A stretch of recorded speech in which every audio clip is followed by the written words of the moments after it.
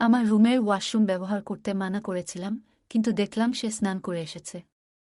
তার মুখে একটা অদ্ভুত হাসি ফুটে উঠল। যাই হোক, আমি যখন ঘুমিয়েছিলাম তখন আমার চুল অর্ধেক বাঁধা ছিল। সকালে যখন উঠি দেখি চুল খোলা এলোমেলো, তারপর বিছানার চাদর দেখে আমি হতবাক হয়ে গেলাম। আমার নাম সোনালি। আমি দেখতে খুব সুন্দরী। কয়েক বছর আগে সুভাষের সাথে আমার বিয়ে হয়েছিল। আমার স্বামী খুব ভালো মানুষ ছিলেন, তিনি সবকিছুতেই আমার সাথে একমত হতেন। একদিন আমার স্বামী একটি ১৬ বছরের ছেলেকে বাড়িতে নিয়ে আসলেন। তিনি বললেন, এই ছেলেটা অসহায়, ও আমাদের বাসায় কাজ করবে। আমার স্বামী খুব কৃপণ ছিলেন। ছেলেটি দেখতে খুব সুন্দর ছিল। আমি স্বামীকে জিজ্ঞাসা করলাম, এই ছেলেটি কোথা থেকে এসেছে? তিনি বললেন, সে আমার বন্ধুর বাড়িতে কয়েক মাস কাজ করেছে, কিন্তু এখন সে বিদেশে যাচ্ছে। আমার স্বামী বললেন, ছেলেটা আমাদের বাসায় দুবেলা খাবে এবং যা বলবে তাই করবে। আমি বললাম, আমাদের ঘরে তো থাকার রুম একটাই আছে। ছেলেটা কোথায় থাকবে? তিনি বললেন, চিন্তা করার দরকার নেই, ও ড্রয়িং রুমে থাকবে। আমি বললাম, ঠিক আছে। ছেলেটি খুব শান্ত ছিল। আমি প্রতিদিন ভোরে তাকে ডেকে দিতাম। সে চুপচাপ অনেক কাজ করত এবং সারা ঘর নিজেই পরিষ্কার করত। আমি তার জন্য নাস্তা তৈরি করে দিয়েছিলাম এবং সেও চুপচাপ খেয়েছিল। আমি জিজ্ঞাসা করলাম, তুমি কি কথা বলতে পারো? তিনি বললেন, জানি না। তারপর তিনি বললেন, আমি যখন চোখ খুললাম তখন আমি এতিমখানায় ছিলাম। আমার বয়স যখন ৫ বছর, তখন এক ব্যক্তি আমাকে এতিমখানা থেকে নিয়ে যায় এই বলে যে তার বাড়িতে কোনো সন্তান নেই এবং সে আমাকে ভালো স্কুলে ভর্তি করিয়ে বড় করবে। কিন্তু ৫ বছর বয়সেই সে আমাকে ঘরের কাজ করতে বাধ্য করল। আমি ছোট ছোট জিনিস আনা, বাসন ধোয়া, মেহমানদের সামনে থালাবাসন পরিবেশন করায় ব্যস্ত থাকতাম। আমার বাকি জীবনটা এভাবেই কাটছিল। যখন সেই বুড়ো মারা গেল, তার বউ আমাকে ঘর থেকে বের করে দেয়। তারপর থেকে আমি চাকর হিসেবে কাজ শুরু করলাম। কিন্তু যেই আমাকে নিয়োগ করল, আমাকে শুধু দুবেলা খাবারের বিনিময়ে রাখল। এর বেশি কেউ আমাকে কিছু দেয়নি। আমি দুবেলা খাবারের বিনিময়ে সব কাজ করি। তার গল্প শুনে খুব খারাপ লাগল। আমি মাথায় হাত বুলিয়ে বললাম, তুমি চিন্তা করো না, আমিও তোমাকে কিছু টাকা দেব। আসলে আমার স্বামীর বেতনও বেশ ভালো। তিনি বললেন, না, তিনি আমাকে দুবেলা খাবার দিচ্ছেন। এটাই আমার জন্য যথেষ্ট। আমার কোনো পরিবার নেই যার জন্য আমাকে চিন্তা করতে হবে এবং কেন আমাকে টাকা দিতে হবে। এজন্য আমি কৃতজ্ঞ। তার কথায় আমার হৃদয় ভারী হয়ে উঠল। আমি জানতাম না যে এই সহানুভূতি আমাকে অনেক মূল্য দিতে হবে। আমার স্বামীর কাজের সময়সূচি এমন ছিল যে তাকে প্রায়ই অন্য শহরে থাকতে হতো। কোম্পানির বস তাকে মাসে একবার অন্য শহরে ৩-৪ দিনের জন্য পাঠাতেন। সেই দিনগুলোতে আমি একাই থাকতাম। আমার বিয়ের ৬ বছর হয়ে গেলেও আমাদের কোনো সন্তান হয়নি। ভাবলাম, এতিম ছেলে মেয়েদের সঙ্গে ভালো ব্যবহার করলে ঈশ্বর আমাকে একটি সন্তান দান করবেন। একদিন আমার স্বামী যখন অন্য শহরে ছিল, আমি রান্নাঘরে ময়দা মাখাচ্ছিলাম এবং স্কার্ফ ছাড়াই রান্নাঘরে ঢুকে পড়েছিলাম। আমি শুধু বাড়ির কাজ করছিলাম, কিন্তু বুঝতে পারিনি যে ১৬ বছরের একটি ছেলের চোখে এমন ইচ্ছা থাকতে পারে। আমি যখন দোপাট্টা ছাড়াই ময়দা মাখাচ্ছিলাম, তখন সে সিঙ্কের কাছে দাঁড়িয়ে বাসন ধোয়ার অজুহাতে তাকিয়েছিল। আমি আমার কাজে ডুবেছিলাম। এমন সময় হঠাৎ মনে হলো আমার সত্তাকে কেউ যেন আক্রমণ করছে। ছেলেটি কখনো আমার মুখের দিকে তাকাচ্ছিল, আবার কখনো আমার শরীরের দিকে এমন দৃষ্টিতে তাকাচ্ছিল যা আমাকে অস্বস্তিতে ফেলে দিল। তাই আমি ভয় পেয়ে গেলাম। সাথে সাথে রান্নাঘরের দরজায় ঝুলানো স্কার্ফটা নিজের চারপাশে জড়িয়ে নিলাম। ময়দা প্রায় গুঁড়ো করে ফেলেছিলাম, সেটি একটি বাক্সে রেখে ফ্রিজে রাখলাম এবং তৎক্ষণাৎ রান্নাঘর থেকে বেরিয়ে এলাম। আমার বিছানায় বসে ভাবতে লাগলাম, কেন এই ছেলেটি আমার দিকে তাকিয়ে আছে। তবে আমি নিজেকে আশ্বস্ত করলাম যে হয়তো এটা আমার মায়া হতে পারে। কেন এমন ভালো বাচ্চা আমাকে খারাপ চোখে দেখবে? এটি মহিলাদের প্রকৃতিতে দেওয়া হয়েছে যে তারা তাদের প্রতি নির্দেশিত ভুল অনুভব করেন, কিন্তু আমি এটাকে উপেক্ষা করলাম কারণ সে ১৬ বছরের ছেলে।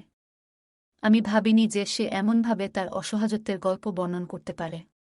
কিছুক্ষণ পর ঘর থেকে বেরিয়ে দেখলাম সে সোফায় বসে আছে। রাতের খাবার খেয়ে সে বলল, ম্যাডাম, বাইরে খুব ঠান্ডা। আমি বললাম, তোমার খারাপ না লাগলে, তুমি তো ঠিকই বলছ। শরতের ঋতু শুরু হয়ে গেছে। সে বলল, আমি কোথায় ঘুমাবো? আমার একটি রুম আছে যেটা আমি আমার সেলাইয়ের জন্য ব্যবহার করি। সেখানে সেলাই করার জিনিসপত্র আর একটি মেশিনও আছে। আমি বললাম, তুমি আমার জিনিসপত্রে হাত দিও না। সে বলল, আমি তোমার রুমে মেঝেতে ঘুমাবো। এটা শুনে আমি চমকে উঠলাম, কিন্তু মনে হলো মেঝেতে বিছানা পেতে সে থাকতে পারে। আমি এখনও আমার শীতের জামাকাপড় বের করিনি, কিন্তু তার মুখে এক অদ্ভুত আনন্দের ছাপ দেখলাম, যেন সে খুব খুশি হয়েছে। তার বিছানাটা তুলে আমার রুমে মেঝেতে বিছিয়ে দিলাম। ঘুমানোর আগে আমি রুমের আলো নিভিয়ে দিলাম এবং ধীরে ধীরে গভীর ঘুমে তলিয়ে গেলাম। সকালে যখন আমার চোখ খুলল, মাথাটা খুব ভারী লাগছিল, হয়তো অতিরিক্ত ঘুমের কারণে। ঘড়ির দিকে তাকালাম, সকাল ৮টা বেজে গেছে। সাধারণত আমি সকাল ৬টায় ঘুম থেকে উঠি, কিন্তু আজ মনে হলো যেন অনেক ঘুমিয়ে ফেলেছি। তখনই আমি ওয়াশরুম থেকে পানি পড়ার শব্দ শুনতে পেলাম। বিছানার নিচে তাকিয়ে দেখলাম ছেলেটির বিছানা নেই, অর্থাৎ সে উঠে আমার ওয়াশরুমে ঢুকে গেছে। এমন স্মার্ট ছেলেটি আমার অনুমতি ছাড়াই ওয়াশরুম ব্যবহার করছে দেখে আমি হতবাক হয়ে গেলাম। আমার রুমের ওয়াশরুম ব্যবহার করতে মানা করেছিলাম, কিন্তু দেখলাম তিনি স্নান করে এসেছেন। তার মুখে একটা অদ্ভুত হাসি ফুটে উঠল। যাই হোক, আমি যখন ঘুমালাম তখন আমার চুল অর্ধেক বাঁধা ছিল। সকালে যখন আমার স্কার্ফ তুলতে গেলাম, বিছানার চাদর দেখে আমি হতবাক হয়ে গেলাম। যদিও আমি কোণে ঘুমাতাম, চাদরের অবস্থান দেখে মনে হচ্ছিল যেন কেউ সেখানে শুয়েছিল। রুম থেকে বের হয়ে বললাম, শোনো, আমি এখন পর্যন্ত তোমার নাম জানি না। সে বলল, হ্যাঁ ম্যাডাম। আমি জিজ্ঞেস করলাম, তুমি রাতে কোথায় ঘুমিয়েছিলে? আমার প্রশ্নে তার মুখ ফ্যাকাশে হয়ে গেল। সে বলল, ম্যাডাম, তুমি মাটিতে শুয়েছিলে। আমি কিছু বললাম না, শুধু তাকে চলে যেতে বললাম। তারপর আমি তাকে আবার ডাকলাম এবং বললাম, শোনো ছেলে, আমার ওয়াশরুম ব্যবহার করবে না। সে বলল, ম্যাডাম, আমার নাম বাবু। এতিমখানার লোকেরা এই নাম দিয়েছে। সে চলে গেল, আর আমি বিছানা থেকে উঠে কোমরে এক অদ্ভুত ব্যথা অনুভব করলাম। অলস বোধ হচ্ছিল এবং বিছানা থেকে উঠতে ইচ্ছে হচ্ছিল না। আমি চা বানাতে জানি, কিন্তু বাবুকে বললাম, আমার জন্য ১ কাপ চা তৈরি করো। সে বলল, হ্যাঁ ম্যাডাম, এবং সাথে সাথে আমার রুমের দরজা খুলে দিল। আমি বললাম, আজ আমি ভালো বোধ করছি না। সে আমাকে দেখে বলল, হ্যাঁ, এমন কাজই হয়। আমি ভাবতে লাগলাম, আমি কি ধরনের কাজ করেছি। আমার স্বামী অন্য শহরে যাওয়াতে মনটা খুব অদ্ভুত লাগছিল। বিকেলে যখন আমি ফোন করলাম, সে বলল, সোনালি, তোমার কি হয়েছে? তোমার শরীর ভালো লাগছে না? আমি বললাম, না, কাজ চলছে। সে বলল, আমি মিটিংয়ে আছি, পরে ফোন করব। তার কথায় আমার মন আরও ভারী হয়ে গেল। এটি একটি কাকতালীয় এবং মোহ ছিল। আমরা একে অপরের সুর থেকে জানতাম যে আমাদের সামনের লোকটি বিরক্ত কিনা। আমি একটি দীর্ঘ নিঃশ্বাস নিয়ে আমার স্বামীকে বললাম, কিছু না, গতকাল থেকে আমি অনুভব করছি একটু ভারী, আমার শরীর ভারী লাগছে, আমি খুব ক্লান্ত বোধ করছিলাম। আমার ভৃত্য আমার সামনে দাঁড়িয়ে বড় বড় চোখ করে আমার দিকে তাকিয়েছিল। তার চোখে এক অদ্ভুত তপস্যা ছিল যা তার অস্তিত্বকে সমর্থন করছে বলে মনে হচ্ছিল। খালাম্মা আর বউয়ের ব্যাপার ছিল, তাই ওখান থেকে উঠে ওর রুমে চলে গেলাম। ওর মিটিং জরুরি ছিল। কিছুক্ষণ পর আমি কলটা বন্ধ করে দিয়ে আবার বসলাম। তখন দরজাটা খুলে গেল এবং দরজায় দাঁড়িয়ে থাকা চাকর বলল, কি হয়েছে? আপনি কি কিছু চান? আমি চোখ বন্ধ করে মাথা নেড়ে বললাম, না, আমি কিছুক্ষণ বিশ্রাম নিতে চাই। আমি আমার চোখ বন্ধ করে অনুভব করলাম যেন তিনি দরজার কাছে দাঁড়িয়ে আমার দিকে তাকিয়ে আছেন। পরের মুহূর্তে তিনি ঘাবড়ে গেলেন এবং তার মুখ গম্ভীর হয়ে গেল। সে বলল, আমার মনটা ভালো নেই, তাই তোমার মাথায় মালিশ করতে চাই। আমি খুব ভালো করে মালিশ করি। আমি তাকে প্রত্যাখ্যান করলাম এবং বললাম, তেজপাতা দিয়ে ১ কাপ চা নিয়ে আসো, হয়তো আমার মাথা ব্যথা সেরে যাবে। সে মাথা নেড়ে সেখান থেকে চলে গেল। কিছুক্ষণ পর চা নিয়ে হাজির হল। চা পান করার সময় মনে হল সে অনেক পাতা ফেলেছে, তবে আমি চা পান করার সাথে সাথেই আমি আরাম অনুভব করতে লাগলাম। তাই আমি খুব তাড়াতাড়ি ঘুমিয়ে পড়লাম। শুয়েছিলাম, কেউ আসেনি, কারণ এই চাকরের প্রতি আমার পূর্ণ বিশ্বাস ছিল। যাই হোক, সে আমার উপস্থিতিতে পুরো বাড়ির যত্ন নিয়েছে। আমি যখন ঘুমালাম তখন রাত ৯টা বাজে। যখন ঘুম ভাঙল তখন ক্ষুধার জ্বালায় ঘরটা আলোয় নিমজ্জিত ছিল। যাই হোক, আমার অবস্থা খারাপ হতে থাকল। ১ কাপ চা খাওয়া শেষ করে যখন বেরিয়ে এলাম, তখন চাকরটি আমাকে দেখেই বলতে লাগল, ম্যাডাম, আপনি কি ভালো আছেন? আপনার জন্য খাবার রেডি করব, সে আমার জন্য অপেক্ষা করছে বলে মনে হলো।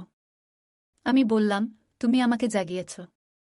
তুমি ঘুমাচ্ছ না কেন? আমার মন্তব্যে তিনি একটু হাসলেন এবং আমার দিকে মনোযোগ দিয়ে তাকিয়ে বললেন, আপনি এত সুখে ঘুমাচ্ছিলেন শান্তিতে। আমি একজন চাকর, আমি কে যে আপনার ঘুমের ব্যাঘাত ঘটাব? তাকে এত সুন্দর দেখাচ্ছিল যে আমি তার কথা শুনে চমকে উঠলাম এবং জিজ্ঞেস করলাম, ওহ মিস্ট্রেস, আপনি এত শান্তিতে ঘুমাচ্ছিলেন?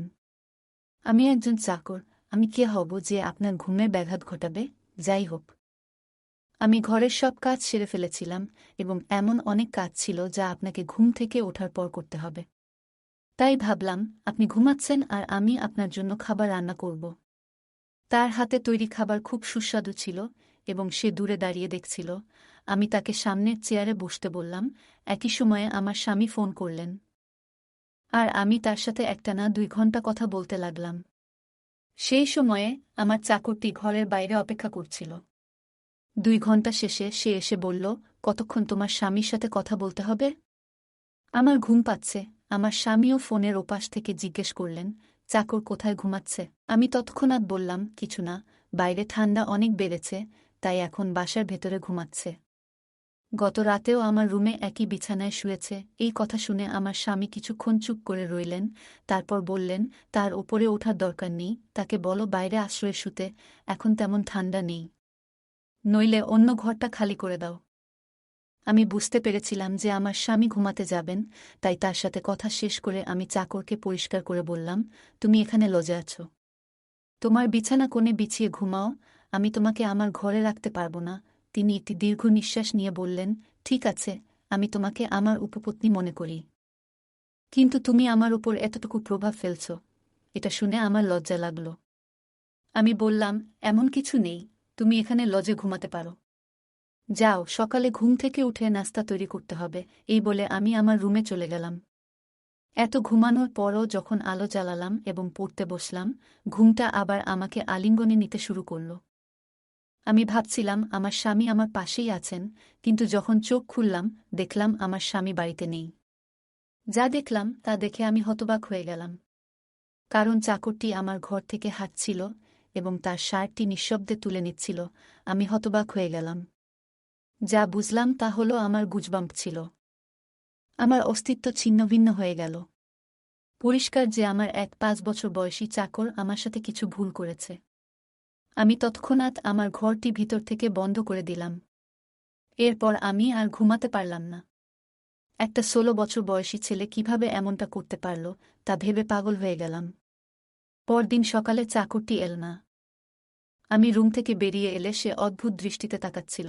আমি তাকে সম্পূর্ণ উপেক্ষা করে নিজের ঘরের কাজ করতে লাগলাম। আমি লক্ষ্য করলাম, ছেলেটি কেবল বয়সে ছোট নয়, কিন্তু অভিজ্ঞতা এবং চেহারার দিক থেকে সে ক্ষুধার্ত নেকড়ের মতো দেখাচ্ছিল। আমি যখন ঘুমাতে গেলাম তখন আমি সেই ছেলেটিকে আমার ঘরে ঢুকতে দিইনি, যার ফলে আমি সারা রাত সজাগ ছিলাম। সে বলল, ম্যাডাম, আপনার এয়ার ফ্রেশনার আনুন, আমি রুমে স্প্রে করব। কিন্তু কিছু ভেবে আমি তাকে প্রত্যাখ্যান করে বললাম, আমি নিজেই স্প্রে করব, তুমি চলে যাও। সে কিছু ভেবে জায়গা ছেড়ে চলে গেল। কিন্তু সেই রাতে আমি রুমে এয়ার ফ্রেশনার ছিটাইনি, যদিও এটি আমার প্রতিদিনের অভ্যাস ছিল। আমার স্বামীও সেই রাতে অন্য শহরে ছিল। কিছুক্ষণ পর রুমের দরজা খুলল আর চাকর আমাকে ডাকতে লাগল, তুমি কি ঘুমাচ্ছ? তোমার বাবু তোমার সাথে রাত কাটাতে এসেছে। সে আমার পুরো সত্তায় নিজেকে দেখাতে শুরু করল। ঠিক সেই মুহূর্তে দরজাটা ধাক্কা দিয়ে খুলে গেল এবং আমার স্বামী সেখানে ঢুকলেন, কিন্তু চাকর তার জামাটা খুলে ফেলেছিল। হঠাৎ মনিবকে সামনে দেখে সে ঘাবড়ে গেল। আমিও সাথে সাথে উঠে বসলাম। আমার স্বামী আমাকে আর চাকরকে দেখে আঁতকে উঠল। আমি তখনই আমার স্বামীকে বললাম, আমি সেই সব নারীদের মধ্যে একজন নই যারা সঠিক সময় না পাওয়ার পরের মুহূর্তে ঘরে ঢুকে চাকরকে জড়িয়ে ধরবে। আমার স্বামী ওকে চড় মারতে লাগলেন আর বলতে লাগলেন, থালায় তুমি খাও, আমি তোকে ঘরে এনেছি তোর উপকারে, কিন্তু তুই আমার ঘরেই এসব শুরু করলি। তিনি প্রথমে অস্বীকার করতে থাকলেন, কিন্তু যখন আমার স্বামীর ভারী চাপ তার উপর পড়ল তখন তিনি কাঁদতে শুরু করলেন এবং যা বললেন তা আমাদের কল্পনাতেও ছিল না। তিনি বললেন, আমি এতিম, যে আমাকে তার বাড়িতে নিয়ে গিয়েছিল সে আমাকে চাকর বানিয়েছিল, কিন্তু সে আমার সাথে অন্যায় করত। সে আমার শরীরকে অনুচিতভাবে স্পর্শ করত, আমার আবেগ নিয়ে খেলা করত। আমি তার চাকর ছিলাম এবং আমাকে নবাবের মতো মারধর করত এবং হুমকি দিত। তিনি আরও বললেন, সে আমাকে এই কাজটি করতে বলেছিল এবং আমি করতাম। সম্ভবত এই কারণেই আমি সময়ের আগেই যুবক হয়ে গিয়েছিলাম। আমার ভিতরে নিসওয়ানির প্রতি আকর্ষণ বাড়তে থাকে। ওস্তাদ আমার সাথে প্রতিটি নোংরা কাজ করেছে যা একজন পুরুষের মধ্যে ঘটে। অতঃপর যখন আমি সন্তুষ্ট হলাম, তখন তারা আমাকে বাড়ি থেকে বের করে দিল। আমি যখন আপনার বাড়িতে এলাম, তখন আমি ধৈর্য ধরতে পারতাম না এবং তখন আমি এয়ার ফ্রেশনারের ওষুধ মেশাতাম। সুগন্ধ পেয়ে আপনি যখন ঘুমিয়ে পড়তেন, তখন আমি রুমে আসতাম, ততক্ষণে সেই সুগন্ধ কমে যেত। মিস্ট্রেসের সাথে আমার শরীরের খিদে মেটানোর পর আমার শরীরে খুব ভালো লাগত। তিনি কাঁদছিলেন এবং আমার স্বামীর কাছে ক্ষমা চেয়েছিলেন। যখন আমি তার উপর অত্যন্ত রাগান্বিত এবং অনুতপ্ত বোধ করছিলাম, তখনই আমার স্বামী তাকে বাড়ি ছেড়ে চলে যেতে বললেন, কিন্তু তিনি কান্নাকাটি করতে লাগলেন। আমি মাঝরাতে কোথায় যাব? দয়া করে আমাকে ক্ষমা করুন। আমি এরকম কিছু আর কখনো করব না। আমার স্বামী তখন বললেন, এমন একজনকে এখানে রাখা ঠিক নয়। ছেলেটির এই অবস্থার পেছনে প্রথম দায় ছিল তার মালিকের, যিনি তাকে এতিমখানা থেকে নিয়ে এসেছিলেন। যদি একটু তদন্ত করা হতো তবে হয়তো শিশুটি এতিমখানাতেই নিরাপদ ছিল। সেদিন রাতে ছেলেটিকে গেটের কাছে রেখে দিলাম এবং পরদিন সকালে তাকে পুলিশে সুপর্দ করলাম। তাকে কারাগারে রাখা হলো যাতে তার শারীরিক প্রশিক্ষণ ও স্বাস্থ্যের উন্নতি হয় এবং ভবিষ্যতে সে একজন ভালো মানুষ হতে পারে। যাই হোক, আমি কখনোই আমার স্বামীকে জানাইনি কতবার ছেলেটি আমার সাথে যৌন মিলন করেছে। তিনি আমাকে অনেক সমর্থন করেছিলেন। আমাদের মধ্যে প্রেম ছিল, কিন্তু আমি বিব্রত ছিলাম।